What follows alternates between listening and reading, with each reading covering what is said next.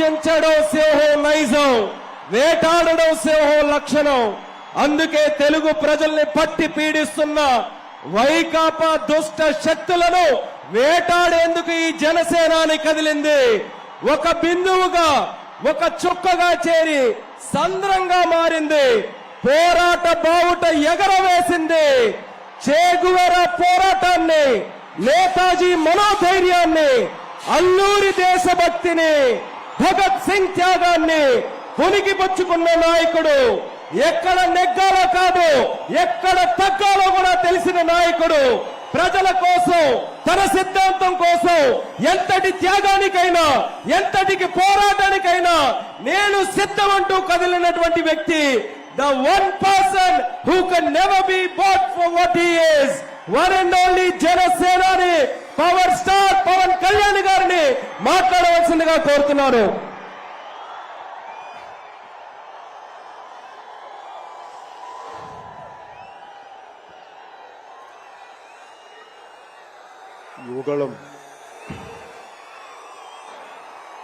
యువగళం సభకి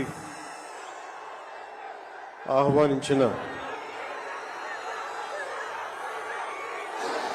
జాతీయ అధ్యక్షులు కింజరాపు అచ్చెన్నాయుడు గారికి, రాష్ట్ర తెలుగుదేశం అధ్యక్షులు కింజరాపు అచ్చెన్నాయుడు గారికి, తెలుగుదేశం జాతీయ అధ్యక్షులు శ్రీ నారా చంద్రబాబు నాయుడు గారికి, యువ నాయకులు, తెలుగుదేశంని ముందు తరంకి నడిపిస్తున్న యువ నాయకులు శ్రీ నారా లోకేష్ గారికి, వేదిక పైనున్న తెలుగుదేశం పెద్దలకి, తెలుగు మహిళలకి, తెలుగుదేశం కార్యకర్తలకి, తెలుగుదేశం నాయకులందరికీ పేరు పేరున నా హృదయపూర్వక నమస్కారం. ఈ వేదిక పైన ఉన్న జనసేన నాయకులకి, పిఏసీ చైర్మన్ నాదెళ్ల మనోహర్ గారికి, ఇక్కడికి వచ్చేసిన జన సైనికులకి, సభకు మద్దతుగా వచ్చిన వీర మహిళలకి నా హృదయపూర్వక నమస్కారం. మా సోదరులు, సోదర సమానులు శ్రీ నందమూరి బాలకృష్ణ గారికి నా ప్రత్యేక నమస్కారం. ఈ సభని, యువకులని సభ ఇలా జరుగుతుంది, నన్ను ఆహ్వానించాలని ప్రతిపాదన వచ్చినప్పుడు నేను నాదెళ్ల మనోహర్ గారికి ఒకటి చెప్పాను. 220 రోజుల పైచిలుకు పాదయాత్ర చేసి 3000 కిలోమీటర్ల పైగా నడిచి 97 నియోజకవర్గాలు ప్రత్యక్షంగా అక్కడున్న ప్రజల కష్టాలన్నీ, సాధక బాధలు తెలుసుకొని, ఇది లోకేష్ గారి రోజు, ఇది ఆయన రోజున ప్రత్యేకించి ఆయనే ఉండాలి తప్ప ఇంకా వేదిక పైన నేను ఉండడం సబబా అంటే కాదు, మీరు ఖచ్చితంగా ఉండాలి అని లోకేష్ గారు మనస్ఫూర్తిగా నన్ను ఆహ్వానిస్తే 4 దశాబ్దాల సుదీర్ఘ అనుభవంతో ముఖ్యమంత్రిగా, ప్రతిపక్ష నాయకులుగా శ్రీ నారా చంద్రబాబు నాయుడు గారు ఆహ్వానం మేరకు మనస్ఫూర్తిగా నేను ఈ ఆహ్వానాన్ని మన్నించి ఇక్కడికి వచ్చాను. పాదయాత్ర జగన్ గారి పాదయాత్ర లాంటిది కాదు, ఇది బొగ్గలు నిమిరే పాదయాత్ర కాదు, ఇది కష్టాలు తెలుసుకున్న పాదయాత్ర, మాటలతో ఉన్న పాదయాత్ర కాదు, చేతలతోటి చూపించే పాదయాత్ర. అలాంటి పాదయాత్రని చేసిన లోకేష్ గారికి మనస్ఫూర్తిగా నా ధన్యవాదాలు తెలుపుకుంటా ఉన్నాను. ఒకసారి నాకు పాదయాత్ర చేస్తున్నప్పుడు చాలా అసూయ ఉంటుంది. నేను నడుద్దామంటే నాకు నడవనిచ్చే పరిస్థితి ఉండదు. పాదయాత్ర వల్ల చాలా అనుభవాలు ఎదురవుతాయి. చాలా మందితో సాధక బాధలు తెలుసుకోవచ్చు, కష్ట సుఖాలు పంచుకోవచ్చు. అలాంటి అవకాశం నాకు లేనందుకు ఈరోజు నాకు చాలా బాధగా. అలాంటి నాకు రాని అవకాశాన్ని లోకేష్ గారు దిగ్విజయంగా చేయటం, పూర్తి చేయడం నాకు చాలా ఆనందంగా ఉంది. మన ఆంధ్రప్రదేశ్ స్ఫూర్తి భారతదేశానికి చాలా కీలకమైనది. ఈ రోజున భాషా ప్రయుక్త రాష్ట్రాలు ఏర్పడ్డాయి అంటే పుట్టి శ్రీరాములు గారి బలిదానం, త్యాగ ఫలితం. ఆయన స్ఫూర్తి వల్ల ఈ రోజున మనకి భాషా ప్రయుక్త రాష్ట్రాలు ఏర్పడ్డాయి. సో భారతదేశానికి మనం చాలా స్ఫూర్తినిచ్చిన నేల ఇది. అలాగే ఐఏఎస్లు, ఐపీఎస్లు ఉమ్మడి ఆంధ్రప్రదేశ్కి రావాలని ఉవ్విళ్ళూరేవారు. ఈ ఐఏఎస్ అకాడమీల్లో, నైనిటాల్లో ఉండే అకాడమీస్లో ప్రతి ఐఏఎస్ అధికారి చెప్పేది ఆంధ్రప్రదేశ్ ఒక మోడల్ స్టేట్, అది అక్కడికి వెళ్ళాలి. ఈ రోజున అలాంటి ఆంధ్రప్రదేశ్ ఎందుకు వెళ్ళకూడదో ఆ మోడల్ కింద అయిపోయింది ఈ జగన్ గారి నాయకత్వంలో. నేను చంద్రబాబు గారు జైల్లో అన్యాయంగా పెట్టినప్పుడు నాకు చాలా బాధ కలిగింది.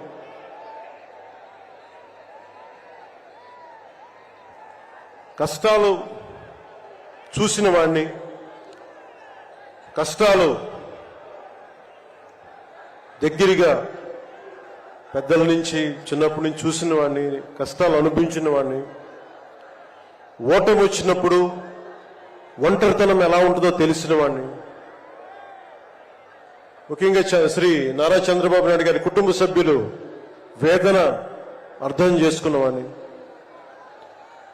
శ్రీమతి భువనేశ్వరి గారి బాధని దూరం నుంచే అర్థం చేసుకున్నవాడిని. నేను ఏం ఆశించి మద్దతు ఇవ్వలేదు. మనిషి కష్టాల్లో ఉన్నప్పుడు నా వంతు సాయంగా ఉండాలి అని చెప్పి బయటికి వచ్చి రాజమండ్రి జైలు వారిని మాట్లాడి ఇన్ని దశాబ్దాలు సుదీర్ఘ రాజకీయ అనుభవంతో జాతీయ స్థాయిలో ఎన్డీఏ లాంటి దీనికి పక్షానికి చాలా కీలకమైన బాధ్యతలు వహించిన వ్యక్తి ఆయన్ని జైల్లోకి అన్యాయంగా పెట్టడం చాలా చాలా బాధ కలిగించింది. కాంగ్రెస్ నాయకులు చేసిన తప్పుకి సోనియా గాంధీ గారు పెట్టారు జగన్ గారిని జైల్లో. ఆ కక్ష చంద్రబాబు గారి మీద చూపించడం చాలా అవివేకం. ఇలాంటి పరిస్థితుల్లో రాష్ట్ర విభజన జరిగినప్పటి నుంచి 2014 నుంచి విభజన జరిగినప్పటి నుంచి ఈ రోజున హైదరాబాద్ రాజధాని ఆంధ్రప్రదేశ్కి, తెలంగాణకి ఉమ్మడిగా అభివృద్ధి చేసిన రాజధాని. మనకి రాజధాని లేకుండా విభజన జరిగి, సరైన పంపకాలు లేకుండా విభజన జరిగి, ఇలాంటి కష్ట సమయంలో నేను ఆ రోజున తెలుగుదేశం పార్టీ, భారతీయ జనతా పార్టీకి సంయుక్తంగా నేను పోటీని విరమించుకొని మరీ మద్దతు ఇచ్చాను. దానికి కారణం కూడా ఒక దశాబ్దం పాటు ఒక పార్టీని నడపాలి అంటే చాలా బలమైన అనుభవం ఉండాలి.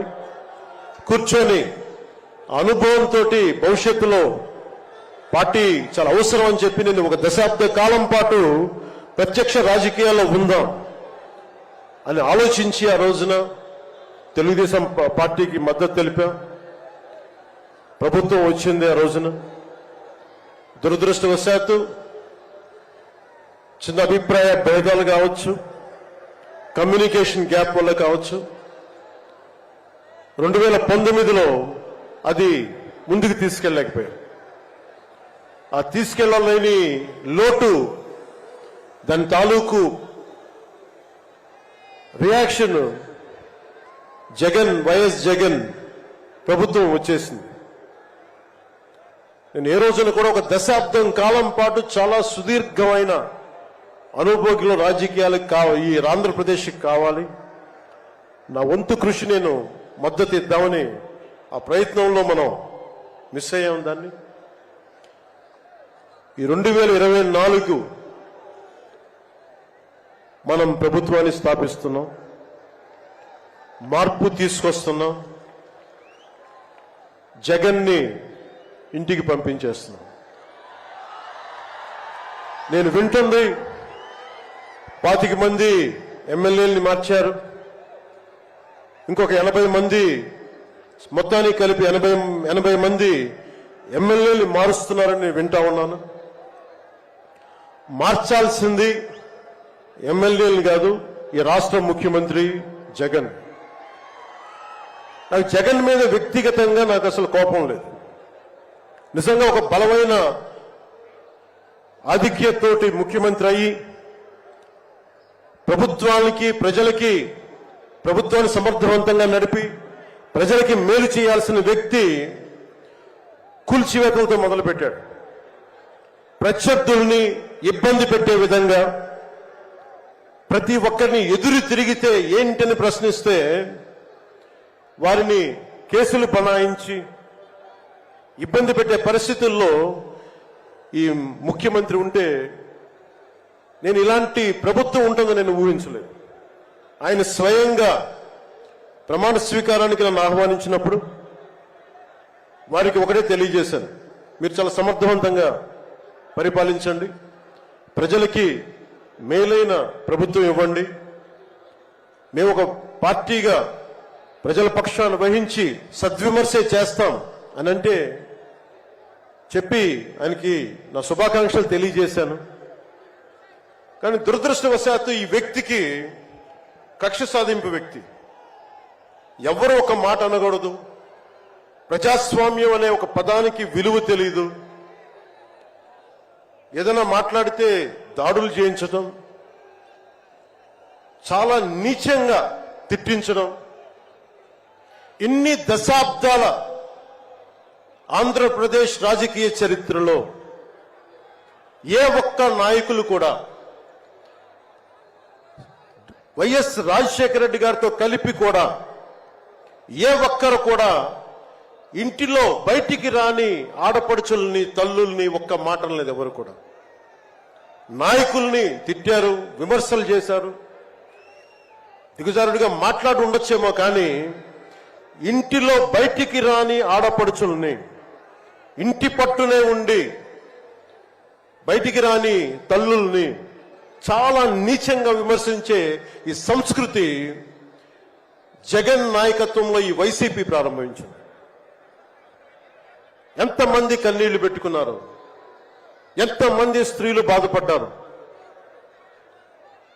ఒకటే అనిపిస్తుంది, వ్యక్తికి అడగాలనిపించినప్పుడు ఇంట్లో ఉన్న తల్లికి చెల్లికే విలువ ఇవ్వనేవాడు మన ఇంట్లో ఉన్న ఆడపడుచులకి ఏం గౌరవిస్తాడు? ఇంట్లో తల్లికి చెల్లికి విలువ ఇవ్వనేవాడు 30,000 మంది ఆడపిల్లలు అదృశ్యం అయిపోతే ఏం పట్టించుకుంటాడు?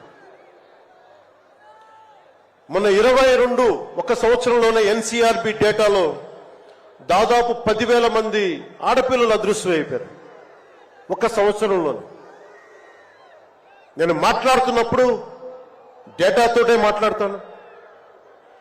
2.5 సంవత్సరాల క్రితం వైసీపీ వాలంటీర్ వ్యవస్థలోని కొంతమంది ఒంటరి మహిళల మీద, ఆడపడుచుల మీద డేటా సేకరిస్తున్నారు.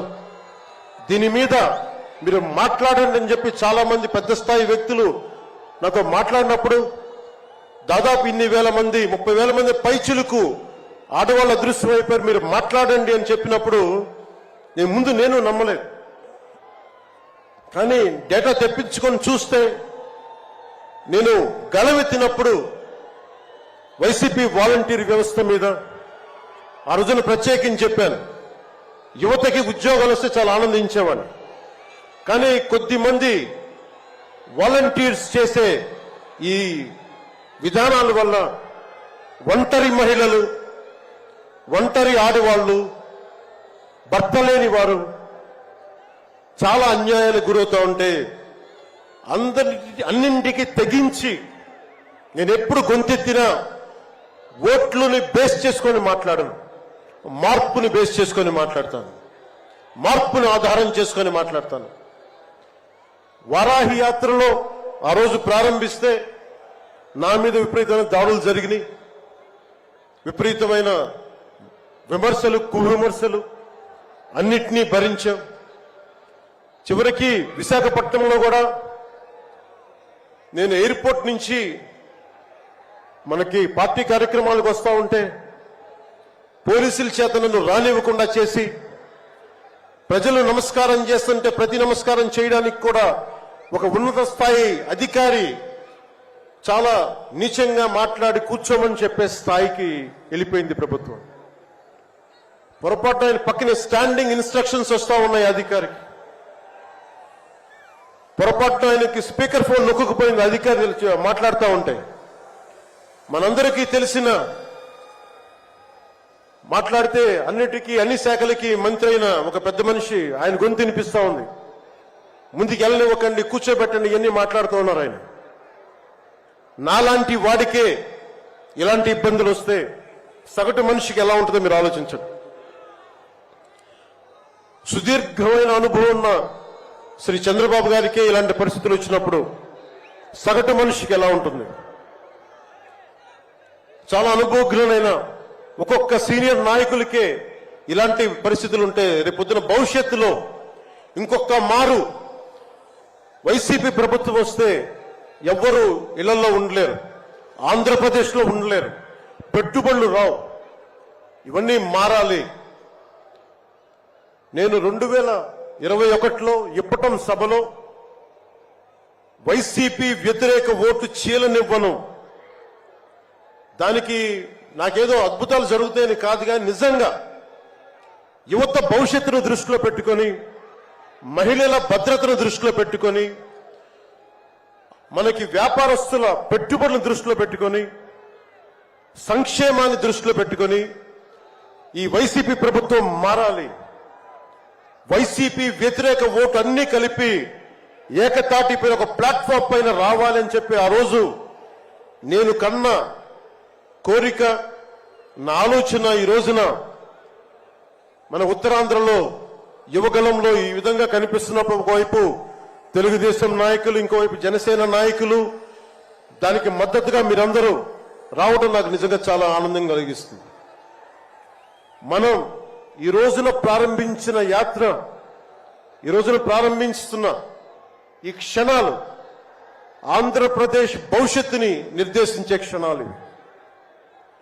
ఆంధ్రప్రదేశ్ భవిష్యత్తుని మనకి చాలా బలంగా నిర్దేశించే క్షణాలు. ఈ రోజున నేను భారతీయ జనతా పార్టీ, నరేంద్ర మోదీ గారి నాయకత్వంలోని భారతీయ జనతా పార్టీ అలయన్స్ లో ఉండి కూడా అందరూ అనుకుంటా ఉన్నారు, నువ్వు ఎలాగ మాట్లాడావు, మోసం చేశావు భారతీయ జనతా పార్టీ. చాలా మంది కొంతమంది మాట్లాడుతూ ఉంటే వైసీపీ నాయకులు, వారందరికీ నేను సభాముఖంగా తెలియజేస్తున్నాను, ఆంధ్రప్రదేశ్ పరిస్థితులు ప్రత్యేకంగా నేను జాతీయ స్థాయి నాయకులకు వివరించాను. వారికి వివరించి నాకు వేరే దారి లేదు. నాకు రోడ్డు మీద తిరుగుదామంటే కేసులు పెడతా ఉన్నారు, ప్రజాస్వామ్యబద్ధంగా గళం విప్పుదామంటే కేసులు పెడతా ఉన్నారు, వ్యవస్థల్ని నిర్వీర్యం చేస్తా ఉన్నారు. ఒక చిన్నపాటి సినిమా టికెట్లకు కూడా కూర్చోబెట్టి మొత్తం చీఫ్ సెక్రటరీ దగ్గర నుంచి ఎంఆర్ఓల దాకా వాడి ప్రజా వ్యవస్థలను దుర్వినియోగం చేస్తా ఉన్నారు. నాలాంటి వాడికి సమస్యలు ఉన్నప్పుడు భవిష్యత్తులో ఆంధ్రప్రదేశ్ అంధకారానికి గురవుతుంది.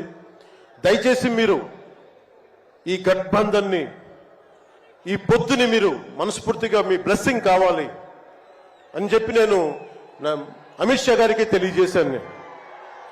వారు ఎంతవరకు ఒప్పుకుంటారో నాకు తెలియదు, కానీ నా మొదటి ఆఖరి ప్రయత్నం కూడా ఆంధ్రప్రదేశ్ భవిష్యత్తు బాగుండాలి అంటే ఎక్కడి నుంచి మనుషులు రారు, మన భవిష్యత్తుని మనమే నిర్మించుకోవాలి, మనమే కొట్లాడాలి.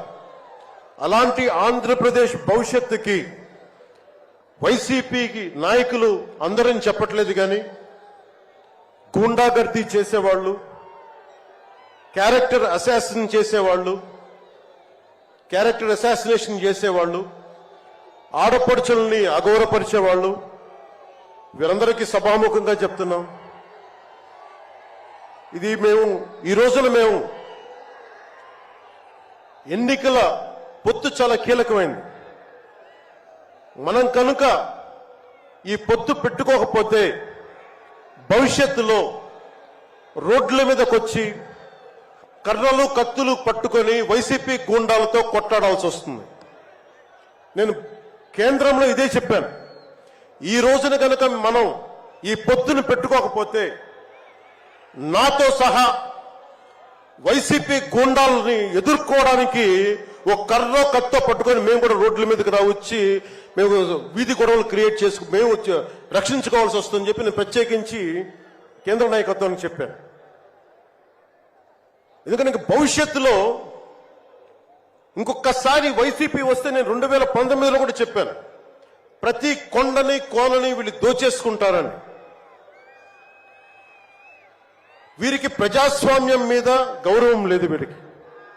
అందుకని ప్రత్యేకించి ఈ పొత్తుని సాధ్యమైనంత ఎక్కువ కాలం ఉంటే ఆంధ్రప్రదేశ్ భవిష్యత్తు నిలదొక్కునే వరకు ఇది ఉండాలి పొత్తుని మనస్ఫూర్తిగా నేను ఆకాంక్షిస్తున్నాను. నేను కూర్చునేది రోడ్లు కానీ సోదరులు లోకేష్ గారు చెప్పారు, జనసేన ఆలోచన విధానంతో మేమందరం మాట్లాడుకున్నాం. భవిష్యత్తులో ఉమ్మడి మేనిఫెస్టో కూడా రిలీజ్ చేస్తాం. దాంట్లో ముఖ్యంగా నేను చెప్పదలుచుకుంటుంది ఇన్ఫ్రాస్ట్రక్చర్, రోడ్లు కానీ, హెల్త్ కేర్ కానీ, primary health care centres, secondary health care centres, tertiary health care centres, అలాగే మనకి యువతకి ఉపాధి అవకాశాలు, గవర్నమెంట్ ఎంప్లాయీస్ కి సిపిఎస్ రద్దు మీద ఎలాంటి నిర్ణయం తీసుకోవాలి, రెబీరా గారు పెట్టినట్టుగా పోలీస్ రిఫార్మ్స్ ఇంప్లిమెంటేషన్, అలాగే టీచర్లకి ఉద్యోగాల భర్తీ, రైతులు, కౌలు రైతులు, ఉద్యానవన రైతులు, సెరికల్చర్ రైతులు, ఆక్వా రైతులకి లాభసాటిగా ఎలా ఉండాలి, ప్రభుత్వ పాఠశాలలు, సంక్షేమ హాస్టల్ స్థితిగతుల్ని ఎలాగ మార్చాలి, అంగన్వాడీ కార్యకర్తలకు ఎలాగ అండగా ఉండాలి, పంచాయతీల్ని ఎలా బలోపేతం చేయాలి, మత్స్యకారులకి, గిరిజనులకి, దళితులకి ఎలాంటి పథకాలుంటే వారి జీవితాలు మరింత మెరుగవుతాయి, అలాగే చేనేత కార్మికులకి ఎంత అండగా ఉండాలి, వైద్యం అందుబాటులోకి ఎలా తీసుకురావాలి, సంఖ్యాబలం లేని బీసీ కులాలకి ఎంత అండగా ఉండాలి, వీటన్నిటి మీద చాలా లోతైన ఒక ఎక్సర్సైజ్ చేస్తా ఉన్నాం. దీన్ని బేస్ చేసుకొని ఒక ఉమ్మడి కార్యాచరణకు, ఉమ్మడి ప్రణాళిక నారా చంద్రబాబు గారు మేము కలుసుకొని వచ్చే ఇలాంటి పెద్ద సభలో, రానున్న పెద్ద సభల్లో ఒకటి సంయుక్తంగా దీన్ని రిలీజ్ చేస్తాం. ఈరోజు నేను ప్రత్యేకించి నా మాటని, ఇది లోకేష్ గారి రోజు కాబట్టి, ఆయన కష్టపడి ఆయన రోజు కాబట్టి నేను నా ఉపన్యాసాన్ని కుదించే మాట్లాడుతున్నాను. ముగింపు వాక్యాలుగా నేను మాటకి, మైత్రికి చాలా విలువనిస్తాను. కష్టాలు వస్తే ఒంటరితనం ఎలా ఉంటుందో అనుభవం ఉన్నవాణ్ణి. తెలుగుదేశం ఆది నాయకులు కొండంత కష్టంతో ఉన్నప్పుడు వారు, వారి కుటుంబం, వారి పార్టీ కార్యకర్తలు, వారి పార్టీ నాయకులు మీరు కొండంత కష్టంలో ఉన్నప్పుడు నేను అర్థం చేసుకున్నవాణ్ణి. వ్యక్తి ప్రయోజనాలు, వర్గ ప్రయోజనాలు, పార్టీ ప్రయోజనాలు అన్నిటినీ దాటి ఒక తోటి మనిషిగా, ఒక సాటి మనిషిగా నేను మీకు అండగా నిలబడ్డాను. దాన్ని ఏమి ఆశించి చేయలేదు. నేను ఆశించిందల్లా 5 కోట్ల మంది ఆంధ్రప్రదేశ్ ప్రజల భవిష్యత్తుకి బలంగా నిర్మించడానికి మనం సంయుక్తంగా కలిసి రావాలని ఒక ఆలోచన తప్ప నేను ఏ ఆలోచన పెట్టుకోలేదు. ఈ మైత్రి, ఈ స్ఫూర్తి అందరూ సమిష్టిగా వచ్చే చాలా సంవత్సరాల వరకు దీన్ని కాపాడుకోవాలని ఆశిస్తూ నా ఉపన్యాసాన్ని ముగిస్తున్నాను. మీ అందరికీ పేరు పేరున ధన్యవాదాలు తెలుపుకుంటూ, ఇందాక లోకేష్ గారు చెప్తున్నట్టుగా హలో ఏపీ చెప్పుకుందాం ఒకసారి. Hello AP, hello AP. వైసీపీకి బాయ్ బాయ్ చెప్తాం. మన ప్రభుత్వాన్ని స్థాపించుకుందాం, భవిష్యత్తు నిర్మించుకుందాం అని తెలియజేసుకుంటూ మీ అందరికీ పేరు పేరున ధన్యవాదాలు తెలుపుకుంటూ, తెలుగుదేశం జనసేన మైత్రి వర్ధిల్లాలి, ఇది చాలా అద్భుతంగా సాగాలని మనస్ఫూర్తిగా కోరుకుంటూ, దీనికి బీజేపీ అధినాయకత్వం సంపూర్ణమైన ఆశీస్సులు అందజేస్తారని మనస్ఫూర్తిగా ఆకాంక్షిస్తూ సెలవు తీసుకున్నాను. జై హింద్. పవన్ కళ్యాణ్ గారి నాయకత్వం, పవన్ కళ్యాణ్ గారి నాయకత్వం, పవన్ కళ్యాణ్ గారి నాయకత్వం. ధన్యవాదాలు పవన్ కళ్యాణ్ గారు. తరువాత